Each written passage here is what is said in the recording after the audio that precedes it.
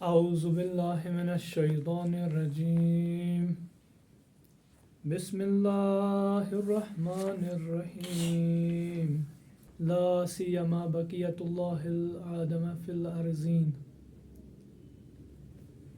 الحمد للہ الذی جعلنا من المتمسکین بولایت امیر المؤمنین علیہ السلام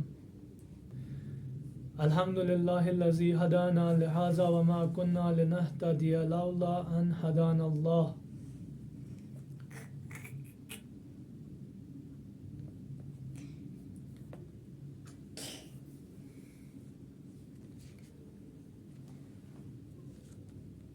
لنہتدی لولا ان ہدانا اللہ، چونکہ ہمیں یہ انسان کے ذات میں ہی نکلتا ہے کہ وہ اپنے لیے گائیڈنس ڈھونڈتا ہے.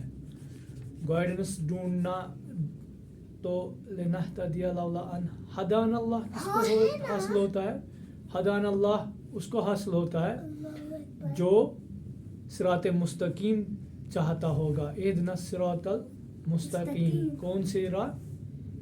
خدا کی سیدھی راہ. جو چاہتا ہوگا اس کو خدا مہیا کرے گا. تو اسی ضمن میں چونکہ ابھی ہمیں کون سی صراط چاہیے کہ ہماری جو میرٹل یا ہم کہیں کہ جو ہماری جو ازدواجی زندگی جو ہے اس میں بہتری آئے. کس طرح کی بہتری ہمیں ضرورت ہے کہ وہ ہماری زندگی بالکل اسی طرح چلے کہ جس طرح خدا نے حکم کیا ہے اور انبیاء نے اس سے ایکسیپٹ کیا ہے اور خود کمال سے باکمال بن گئے. تو کمال سے یعنی کیا مراد ہے؟ کمال سے یعنی مراد کہ قرب الہی حاصل ہونا. آیا کہ کیا ازدواجی زندگی قرب الہی کے لیے وجہ بنتی ہے؟ بے شک ہاں، چونکہ ازدواجی زندگی یہ بھی نعمت الہی میں سے ایک نعمت ہے. تو کل ہم نے جو پڑھا تھا کہ فیہن خیرات حسان، تو کل ہم نے اس پہ بحث کی کہ ان کے لیے جو تقوی جو پرہیزگاری میں رہیں گے، جیسے کہ ہمارے معصومین علیہ السلام، ان کی زندگی پھر کیسے بیان ہوئی، ان کی زندگی پھر کیسے کہ ان کی زندگی جو ایک رول ماڈل ہمارے سامنے تب بھی اور ہر زمانے میں موجود ہے. جنہوں نے جن لوگوں نے انہیں قبول کیا، جن لوگوں نے خدا کو قبول کیا، آزاد ہو گئے، وہ کامیاب ہو گئے دنیا میں بھی اور آخرت میں بھی. چونکہ اس دنیا کے پیچھے جو اور ایک دنیا جس کا ہمیں اس کے پیچھے جو سے ہم کہتے ہیں کہ جو ابھی ظاہر نہ ہو، جو پوشیدہ ہو ہم سے، اس کے بارے میں علم بھی ہمیں اپنے اندر ہی دیا گیا ہے خدا نے. چونکہ فطرت اللہ التی فطر الناس علیہا، کہ انسان کی جو اپنی فطرت جو ہے اس کو اگر وہ الہی طریقے سے چلائے گا تو فطرت الناس علیہا وہ اسے اپنے ہی اندر موجود ملے گی. اس میں اسے کیا کرنا ہے؟ تو اس کے بعد کیا کرنا ہے؟ فیہن خیرات حسان. تو اس کے اندر جو اپنے خدا کے دیے ہوئے خزانے، خدا کے دیے ہوئے باغات ہیں، ان میں سے اس کو خدا کی معرفت ملے گی. خدا کی معرفت کے ساتھ ساتھ خدا کا لطف و کرم اس کے اندر کے وجود میں جنہیں خدا نے رکھا ہے پہلے ہی، وہ اسے ملیں گے. تو ان کے ساتھ ملنا یعنی ویڈیو سے چلانا. بیٹھو آپ اچھے سے، میں نے بولا نا تجھے آپ بیٹھو.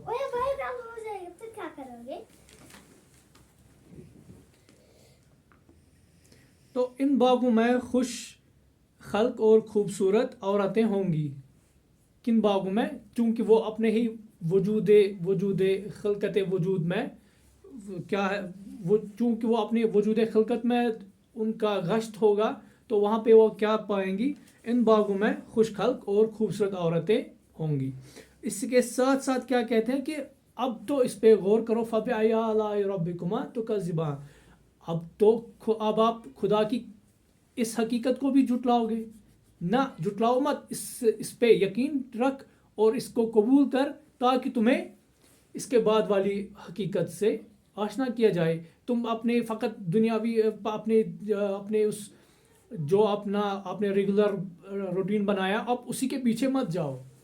آپ اپنے دل سے بات کرو. آپ اپنے دل کی سنو. آپ اپنے خیالات میں آپ کو جو آتے ہیں ان پہ توجہ کرو اور ان پہ اپنا کنسنٹریشن کرو. اس میں آپ کو جو ہدایت ملے گی, جو گائیڈنس ملے گی, اسے ایکسیپٹ کرو اور اسے قبول کرو. اس پہ اپنا اعتبار بڑھاؤ. تو یہاں پہ ہمیں یہ بھی ملنے کو ملا ہے. تو اس کے ساتھ ساتھ کیا کہتے ہیں کہ حور مقصرات فی الخیام. تو وہاں پہ ہمیں کیا ملے گی؟ وہاں پہ خیمے لگے ہوئے ہوں گے. کن کے؟ حوروں کے. حور کون ہے؟ وہی جو جنت میں ہمیں ملیں گی. جنت میں ظاہری حوریں بھی ہوں گی اور خدا کے دیے ہوئے کھانے بھی, انعامات بھی. خدا کے وجود کی جو خوبصورتی ہے وہ بھی ملے گی اور خدا بھی ملے گا اور مولا علی بھی ملے گا. تو فَبِأَيِّ آلَاءِ رَبِّكُمَا تُكَذِّبَانِ. وہ حوریں جو خیموں میں چھپی بیٹھی ہے وہ بھی ہمیں وہی ملے گی اور ان کی جو طہارت وجودی ہے. تو ان ظن لا یغنی من الحق شیئا. جب تک آپ کو یقین نہ آ جائے کہ مجھے کون سا قدم اٹھانا ہے تب تک آپ اس پہ کام نہ کریں. لم یطمثہن انس قبلہم ولا جان. تو ان سے پہلے کسی انسان یا جن نے ہاتھ تک نہ لگایا ہوگا. یہ ایک معنی اس میں آتا ہے کہ لم یطمثہن, کہ ان کو کسی نے ان سب کو کسی نے نہ ان سے پہلے کسی انسان یا جن نے ہاتھ تک نہ لگایا ہوگا. انسن قبلہم ولا جان. تو اس سے ہمیں کیا ہمیں دیکھنا ہے کہ شادی شدہ زندگی گزارنی ہے. تو اس میں ہمیں کیا چاہیے؟ ایک طہارت کی جو وجود خدا سے معطر, جس کو عطر خدا ملا ہوگا. کس کی طرح کہ جو ہمارے رسول اپنے جانے سے پہلے ہم سے کہتے ہیں کہ انی تارکم فیکم الثقلین کتاب اللہ و عطرتی. تو اس میں کتاب اللہ انہوں نے کہا کہ جب میں آپ کے درمیان نہ رہوں تو وہ گائیڈنس جو مجھے خدا نے عطا کی اور میں آخری نبی بن گیا, خاتم الانبیاء بن گیا, سب انبیاؤں کا سردار بن گیا. تو ساری بشریت کو مجھ سے وجود ملا ہے. تو اگر آپ کو ایسی خوش فہمی سے معطر کرانا ہے خود کو تو آپ کیا کرو؟ آپ کلام اللہ جو مجھ پہ نازل ہوا قرآن ہے اس سے اپنی گائیڈنس لے لو. اور ساتھ ہی کیا بتایا؟ وَعِطْرَةَ اللَّهِ, کہ جو خدا نے اہل بیت اطہار کہ جو پاک و طاہر ہے, جو بالکل میرے ہی ہم شبیہ ہے. ان میں سے علی علیہ السلام کا انہوں نے کیا کہا ہے کہ امام علی علیہ السلام اس میں پہلے درجے کے ہیں, جو کہ رسول صلی اللہ علیہ وسلم کے پہلے شاگرد بھی رہے ہیں. پھر اس کے بعد بی بی زہرا سلام اللہ علیہ, انہوں نے ان کی شاگردی بالکل اپنے بابا سے انہیں ملی ہے, وہ ان کے استاد رہے ہیں. تو اس میں ہمارا نیکسٹ سٹیپ کیا آ گیا؟ تو ہم نے یہ جانا کہ اگر ہمیں گائیڈنس چاہیے, کون سی گائیڈنس؟ سب سے پہلے ہمیں شادی اگر کرنی ہوگی اس کے پہلے ہمیں قوانین جاننے ہوں گے. کون سے قوانین؟ کہ جو سب سے مہیا, جو سب سے مہنگے, یا ہم کہیں کہ جو سب سے ضروری قوانین ہے, گائیڈنس جس سے ہمیں ہر وقت کی گائیڈنس مہیا ہوگی, ملے گی. تو اس کو ہمیں پا لینا ہے, وہاں تک پہنچنا ہے. جو ہی ہم وہاں پہنچیں گے, وہاں اس کو جانیں گے, اس گائیڈنس سے روبرو ہو جائیں گے, پھر اس کے بعد ہمارے لیے آسانی ہے چونکہ ہمیں خدا نے وہ لطف کیا ہوگا کہ جس سے ہم آسانی سے اپنی بہتری اور اپنے زوج کی بھی بہتری سمجھ سکیں.